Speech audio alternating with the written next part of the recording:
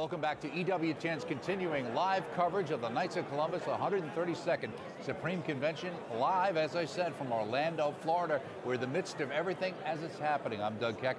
I'm now joined by His Excellency Charles J. Chaput, a very familiar face, the Archbishop of Philadelphia, and someone I just met, a wonderful Bishop, Jean Lafitte. You heard that name right, Jean Lafitte, Secretary of the Pontifical Council for the Family. And of course, we're here to talk about the World Meeting of Families, just about a year or so away, coming up in September 2015. Bishop, can you tell us a little bit about why the World Meeting of Families is so important?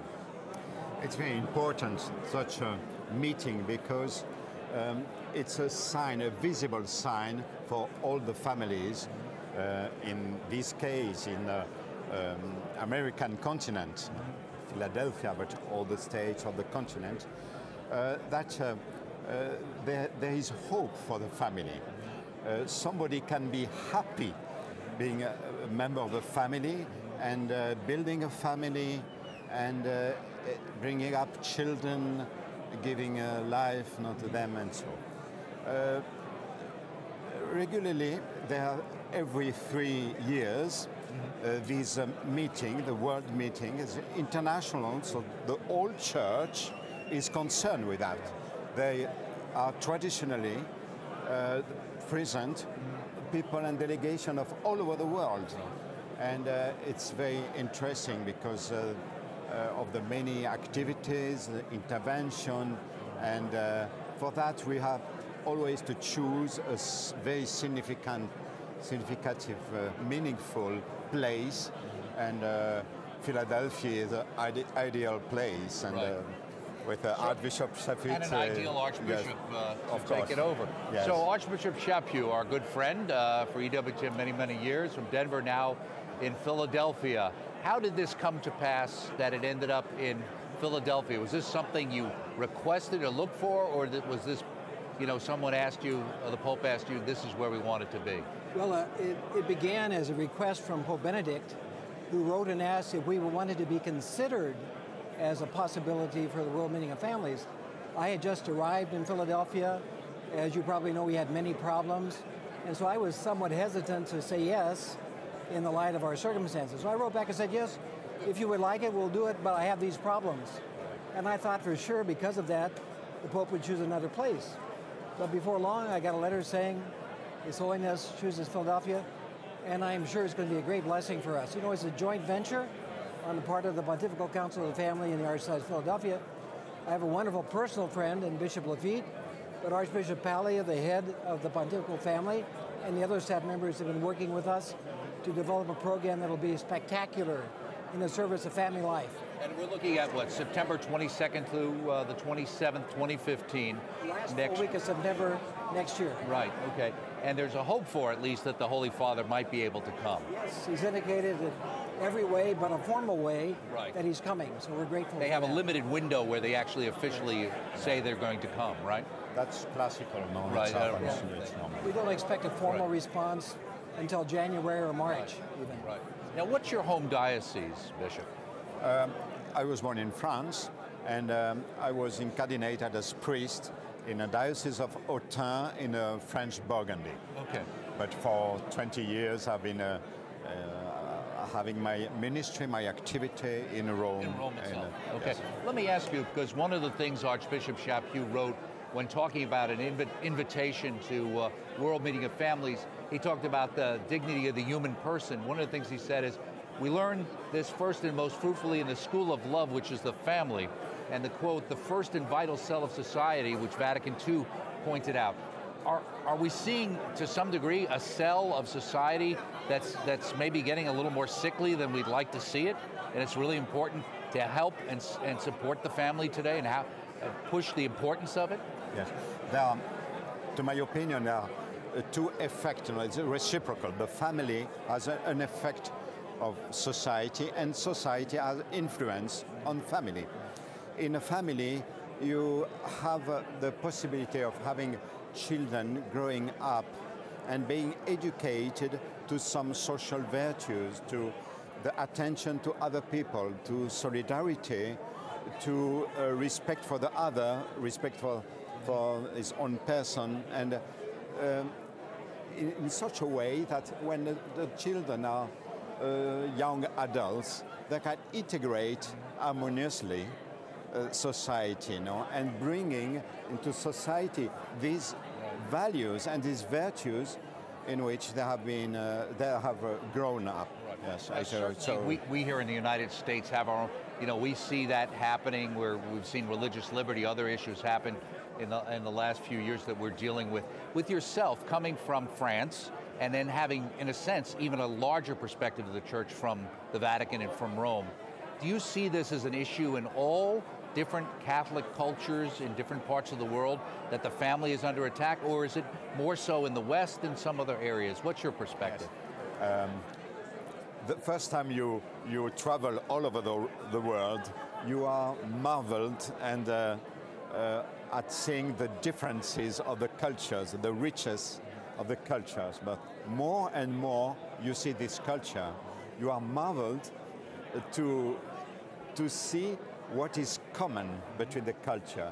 And what is common is what St. John Paul II called the elementary, the fundamental experiences in the heart of man and woman. It means the desire to love and to be loved, the desire to be useful in society, and so on.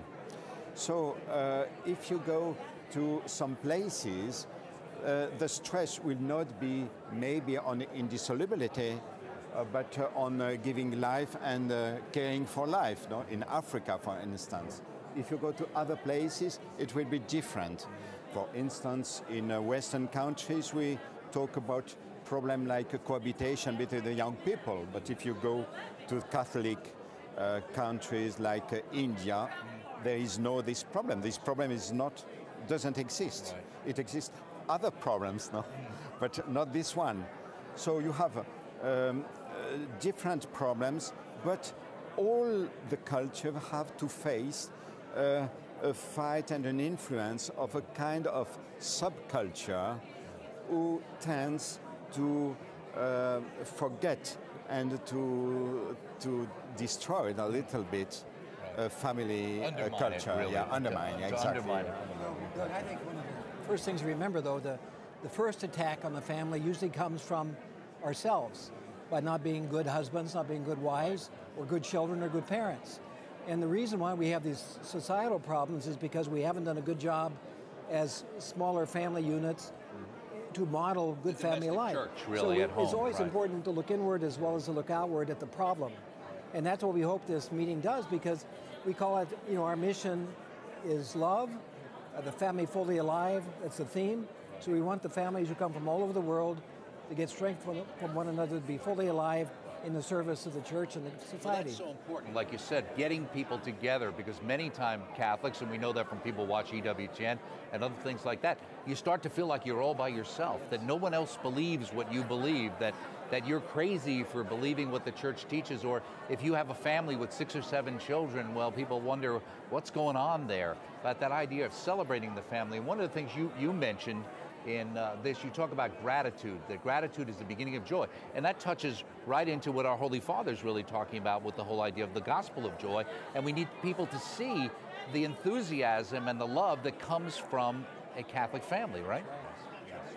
You know, the sociologists refer to the family as a mediating society between the individual, the child, and the broader world, whether it be the church or broader society. And without that community being strong, we can't survive as individuals. And so we hope this will be a place where we learn from other cultures, other families, from the church, how to be a better family. And we want it to be a great adventure and a time of excitement and joy.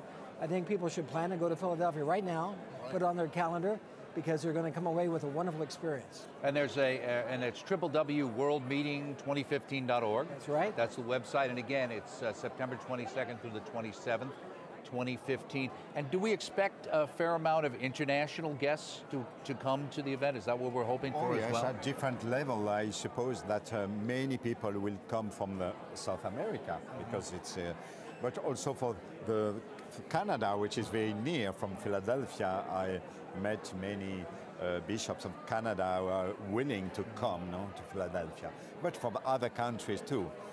traditionally, there are also delegations from different countries. No, for instance, each diocese coming, for instance, the responsible of the family pastoral in a diocese, or a couple in charge of helping young people and so.